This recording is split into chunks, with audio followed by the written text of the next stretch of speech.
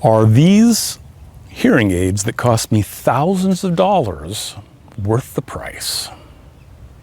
Hello, I'm Kevin Canals, and I have suffered with moderate hearing loss for years, coupled with tinnitus. And this last year really showed me I needed to get hearing aids when I could not hear some of my clients and what they were saying. I was sitting right across the table from them. So I needed to get some hearing aids that would work for me and also do with all the different other multitasking. So I needed a hearing aid that would pair to my phone because I'm on the phone quite a bit talking to clients. I need to hear them, they need to hear me. I also obviously talk to family members and clients, so I need to be able to hear well in those settings. And I like to stream music when I'm writing and kind of the creative process. So I wanted to be able to do that with the hearing aids. And then of course, I'm like many people, I have some hobbies and I kind of collect clocks, and I need to have good hearing so I can hear the tick-tock, the pendulum, so I can keep the clock in beat if it gets out of beat. And that was really difficult because I really couldn't hear those very soft ticking sounds. So I went online. Now in 2022, the FDA created a new category of over-the-counter hearing aids, and you will find a variety of hearing aids at very low price points.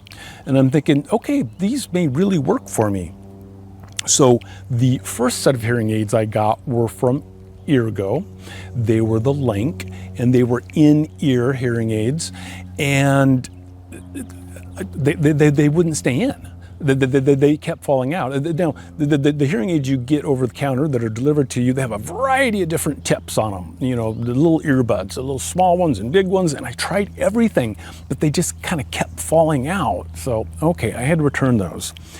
Then I went with the Jabra over-the-ear hearing aid, and very good. When everything was set up, it worked up, but I couldn't keep the ear tip in my ear canal. It kind of kept, slipping back and whatnot, and I was always sticking my finger in there to push it back up there, and I got longer leads, but changed the tips. That still didn't work. I'm thinking, oh, goodness gracious. So I finally just said, okay, I'll give this one a try, but I'm going to go to a hearing aid center. And so that's what I did, talk to an audiologist. Now, when you go to a hearing aid center, one of the first things they're going to do is give you a hearing test. Now, the hearing test confirmed that I have a moderate hearing loss in the low frequency range, the low tones. And of course, I have the tinnitus. And we talked about how I want to use hearing aids, what I need them for, what kind of criteria and conditions I want, and kind of settled on an in-ear version. But here was the game changer. They took an impression of my inner ear canals. They have foam or silicone or something like that. And from that impression, that's what they created the shell of the hearing aid. And so when I put these in, they're not going anywhere. I can shake my head and I can dance, and whatnot, and they're not coming out. And goodness gracious, they're comfortable. And going through that process, the audiologist said, I do see some bony structure here, and there's a sharp curve, and that indicated to me that has been one of the problems with the other over-the-counter hearing aids, that why they wouldn't work, fit in, stay in, was that my ears are just a little weird. So, okay, all right. Of course, then they told me the price, then I just about pooped my pants. But I figured, well, I'm gonna move forward. So after a couple of weeks, the hearing aids came in, put them in. They have been very comfortable, no problems. The sound quality has been very good on the phone, streaming music. Now, the music isn't as good as my dedicated earbuds, but that's to be expected because these hearing aids also allow the ambient sound to come in, but you can change that in the program. Wind noise is going to be a problem no matter what type of hearing aid you have. So if it's a breezy condition, I'm hearing the scratchy noises. During the winter, I usually have a headband on to keep my ears warm, so I'm hoping that will kind of take care of that.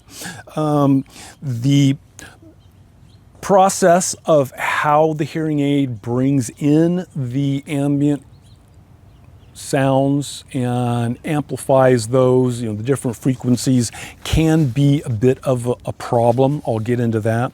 But the hearing aids came with a nice charging container, so you kind of clean them, drop those in there. Now, these ReSound Nexia claim to have 28 hours of battery life. I have, in one day, used them for 12 hours, a lot of time spent talking on the phone, streaming music, and after those 12 hours, there was 50% of battery life left. And I'm okay with that. That will work. Now, the ReSound has an app that you can download and put on your phone. And when you work with the audiologist, they will put in some programs already, and you can make some fine-tune adjustments. So there's one, see the musical notes there for audio streaming, and so it just kind of enhances the music that you may be listening to or the podcast. But then you can also micromanage that by the streaming focus, which I believe turns down some of the ambient noise, or hear all, because see, these hearing aids have 2 microphones on each hearing aid. And I don't know everything about them, but they can change how the hearing, that microphone works, whether it's omnidirectional, picking up everything, or directional, just focused on what's coming in front of it. Another program is Hear and Noise, and you can put on the noise filter, which I have done, and works very well. It kind of dims the noise on either side of you, the sound on you, and just picks up what's in front of you. It's kind of like eavesdropping sometimes on someone's conversation. I was in the grocery store and I did that, and I really heard those 2 people talking in front of me without all of the other noise, and I didn't really want to hear their conversation. You can create your own little program. These hearing aids are like an equalizer, and where you can adjust the different frequency levels. The low ones, you can kind of increase that, or the high-pitched ones you can bring down. For music, I like to have the mid-range and the treble up a little bit higher, so I created that, and it's like, oh, okay. That's nice. That's good. And I'm listening kind of the 80s music, punk, ska, new wave stuff. So it really worked for me. And it's kind of interesting that, you're getting this pretty good sound quality, but you're also hearing the ambient noise. So if you're walking down your hallway, you can kind of hear yourself singing. It's kind of like karaoke, but I'm still off key. It just never works. Now, with the Apple iPhones, there is this thing called MFI, made for eye products. And the hearing aids connect and communicate with the phone on a Bluetooth frequency, but they don't show up in your Bluetooth settings. This MFI has created a special place within the phone. So you go to Settings, Accessibility, and then there's hearing devices. So if the hearing aid company has worked with Apple to, do all of the proper coding and software, click on hearing devices, and there it is, Kevin's hearing aids. And virtually everything you can do from the ReSound app on the phone, you can do through the settings, change the volume, change, what mode it's in. I prefer the ReSound app. It's just easier if I'm someplace and I need to change something, open it up, switch around, and it's easier than kind of digging through the iPhone settings. I have found that the range between the hearing aids and my phone is 20 to 30 feet, maybe a little bit longer, but when I'm in the house, you go around a corner. So I know that I can only go to, one other place in the house, or otherwise I'm gonna lose connectivity and I lose my music. Now, like I mentioned, these hearing aids will not show up underneath your Bluetooth settings. And you can see Kia Motors, that's my car. And it's like, oh gosh, how are these gonna work with the audio system in the car? Which is really nice. The new cars, you can pair your phone to the car, Bluetooth, and then your phone conversation, or maybe music you're playing, comes through the speakers. And I love that. It works really well. If I'm driving someplace and someone gives me a call, I can chat with them. But I also know that sometimes phones and cars and hearing aids can fight. I haven't had that problem yet. Made a call out and everything came through the speakers just fine, and I heard it through the hearing aids. Some people have mentioned that sometimes the hearing aids will take priority and it'll shut down the audio system, and then the sound just goes through the hearing aids. It's directed through the hearing aids in their Bluetooth. Okay, well, we'll see what happens. That's kind of a minor thing for me. I mean, that's just part of the complicated technological world we live in today. So that's just something we're gonna have to deal with. Now, on your phone, and I don't have an Android, so I don't know how it works with the Android phones, but when you are on the phone, you can direct how you want the sound to come out. So whether it's the iPhone, speaker on the phone, or when I look at mine, it says Kevin's hearing aids.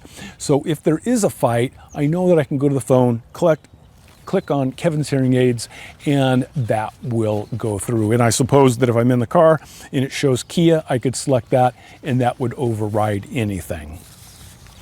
But are these hearing aids that cost several $1,000s, they are 5 to 10 times more expensive than anything you're gonna get over the counter. Is it worth it? Well, it does seem like these hearing aids have a little bit more going on in terms of the logic, maybe the microphones on some of the over-the-counter.